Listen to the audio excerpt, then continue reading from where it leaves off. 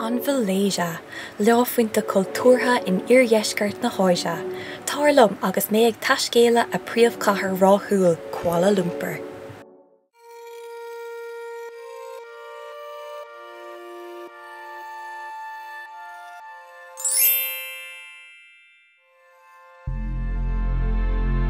Thosig mé go luath ar maidin agus mé ag fágáil sláán le mo cheadhlach agus thóg mé an bus go Hairfort bhaile átha clia.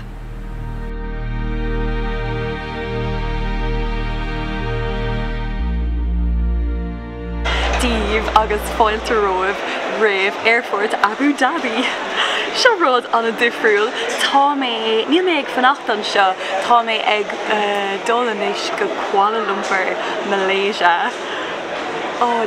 Ní lisa gom, tá mé ag taistealanis le nach mór lá hána féin agus níl mé ach leislí ann ach tá scetamíní an dahan orm. Dar nóig tá mé nervhíse cuma, so seo an rud, bhog mé.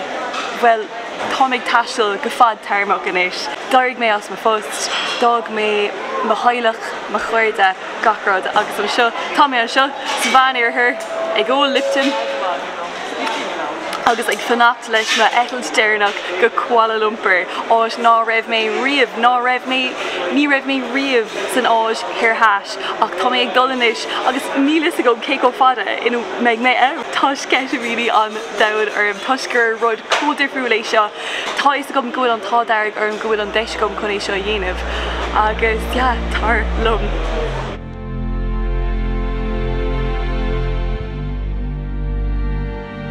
Taréis 8 nuair ag tá mé taréis sirse. Bhfuil tá tríd an Éirecha, bhí sin is go golóir.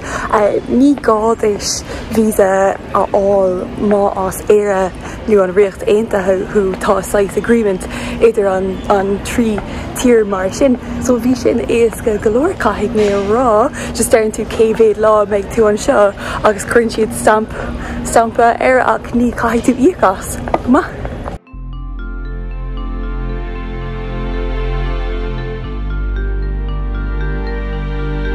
Thóg mé tréin go dtí an príomhstáisiún i Kuala Lumpur agus an sin an monorail go dtí an áit a raibh mé ag fanacht.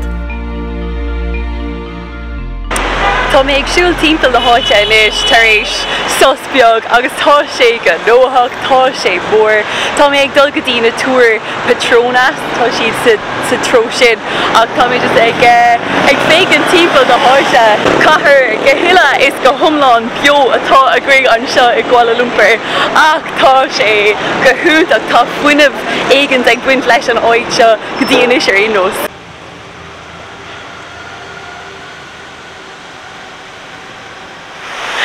Fáilte go dtí na túr Petronas. So seo é taobh stig. Níor bhís agam gur ionad seobadóireachta é comá.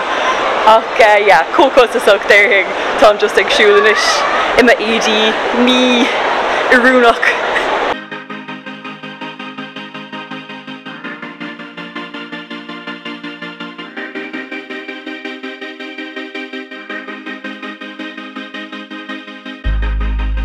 Ag uair éigint ba iad seo na túr Petronas, na túr is mó ar domhan. Faoi láthair siad na túr cúpla is dócha, cúpla túr is mó nó is iarda ar domhan ach idir 1991 agus 2004 ceapam bíad seo na ferganmh is mó ar domhan ach an sin tháinig Taiwan 101 isteach sa sin agus in dhéag sin dar nó an Burj Khalifa in Dubai ach go dtí inis go fóil tá siad fós bíomhing ar fad agus an parc atá timpeall an seo KLCC ceapam tá sé go híomhing tá daoine mu ag ag súga tá na páistí mu agus mar sin de agus tá an atmosfér go hála an seo.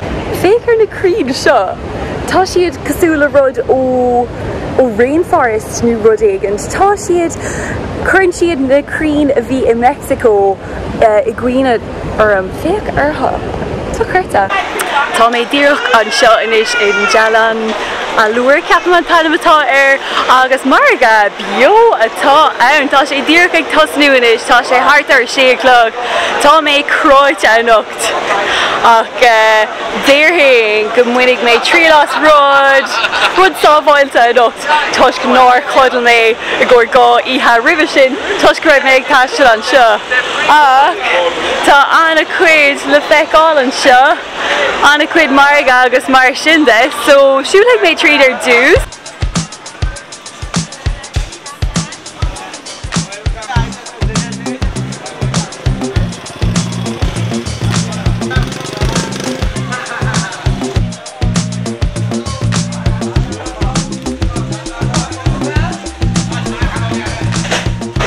Chéadíthe an seo san áisir heas tá mé sábháilte tá mé ag déanamh go sábháilte tá rísfrucha gom le anlan éigean níl fiol ar bit ní go fóil ach féidir amárach agus tá sú nach raibh gom hena féin sú féar cruithnachta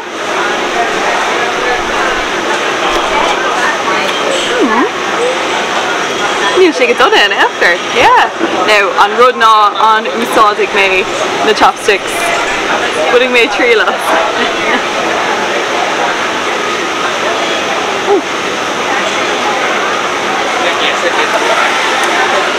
Tá sé go híoming, tá sé for ómia, tá sé go fhiosrú. Anna, slánte.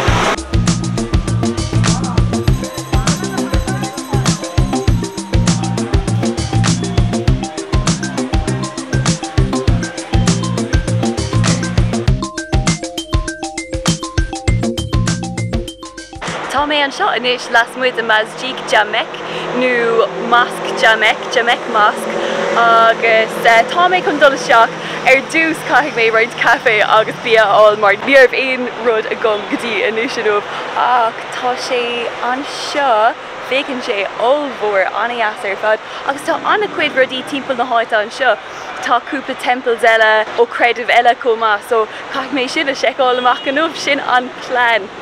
Nach bhfuil sé go híoming seo é masc jamek inis agus feictar go bhfuil sé go hálaigh ar fad. Tá mé chun iarraigh dhéanamh dul isteach inis ach nílas gom an méid léon ann nó muna bhfuil tá mé stig nach bhfuil mé go hálaigh caithfidh mé rá bhí ar an ban isteach an sin cabhra thuairt dom chun é chur ar má ceann mar ní raibh is gom chulas ach tá sé ar inis.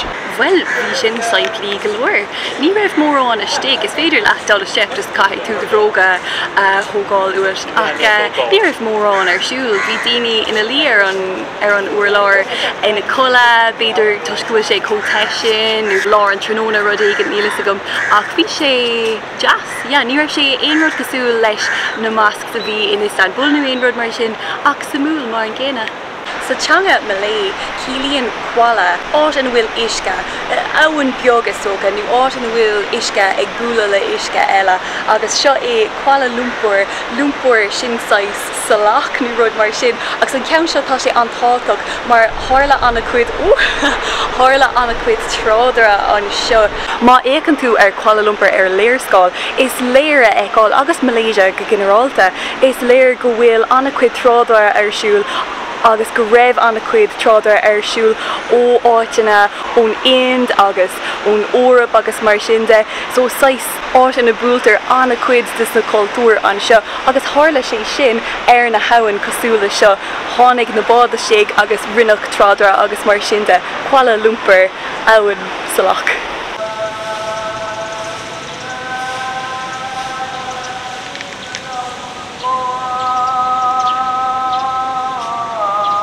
Tá mé cúpla nóméid inis ón sráidna anna gnóthach ar fad an seo i Kuala Lumpur agus tá sé cósúbhnach an seo.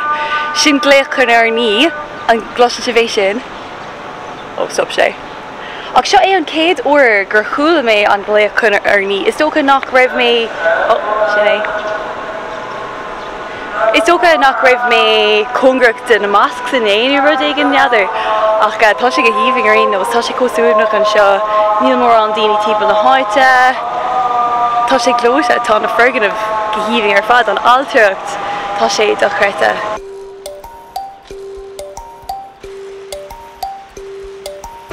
Lads, ceap mé go raibh mé san áis hir has. Níor ceap mé go raibh mé sasna. Níor ceap mé go raibh mé féicear seo.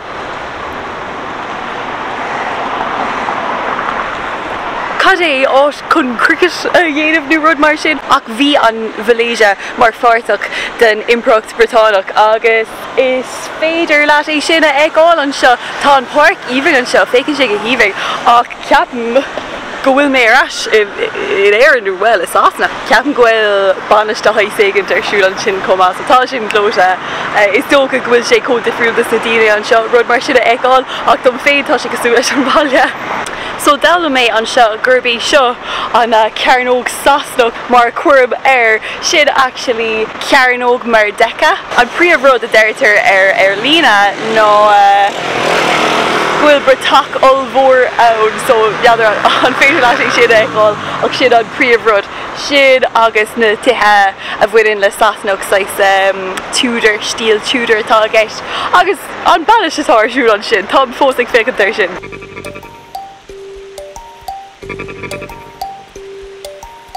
Seo é abhainn an tíal taobh dom an seo. Is féidir leat an masc Jamaica agáil go dtíreach sin comá an áit dochreite agus inis tá an abhainn ag dul I ngá tro mar sin. Sé an abhainn clang anam an abhainn seo.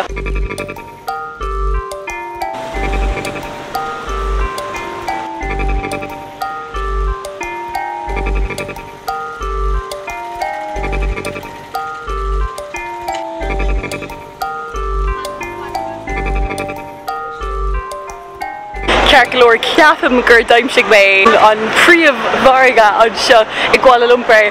Tá sé do chreite, tá mé Chinatown faoi láthair agus fécinn an bia go léir do chreite, so caithfidh mé siúil tríd an bharga seo inis. Neadar, tá sé, like, what? Níach go mé an rud riamh mar seo hena féin. So tá marga an bhia chuas staire an seo. Tá fanann, tá sé sláidir ach tá sin híomh. Sa bharga seo agus fuair mé bia go ceapan curb as an Mhalaeisia nó an Singapore é seo laksa sais curry agus tá fécinn sé anna as an fad. Sin má brúig. Tá neadidir chudatá an prawn nó shrimp de hÁise éigint agus noodles mar sin de so yeah budding mé trí las inis.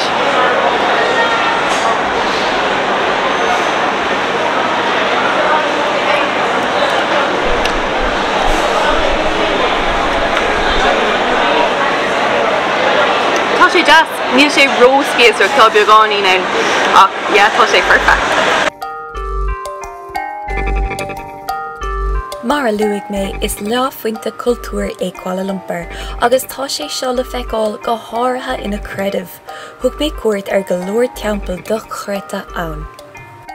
So tá mé díreach inis ar shráid petaling agus seo sais marga eile a bhaineann le Chinatown agus fécinn sé samúil anias ar fad.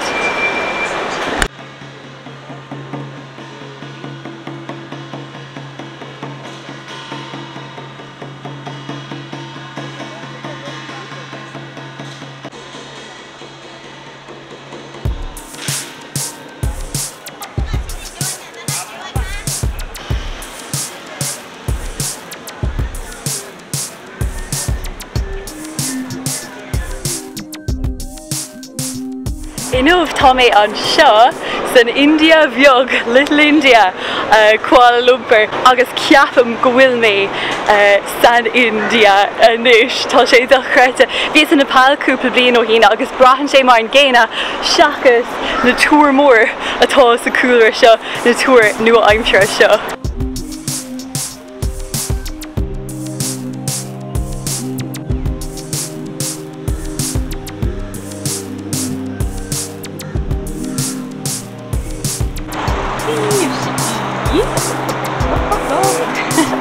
Fáinach galóir.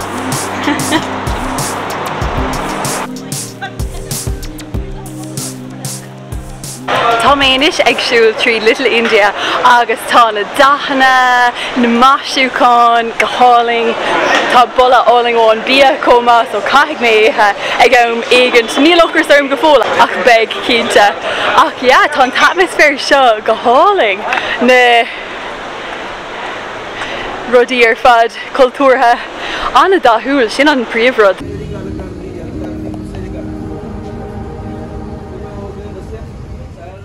Tar éis dom an cultúr áitiúla bhathú, dip mé I míl linn feolshéantach úntach agus ní mé sios é le roinnt masala chai.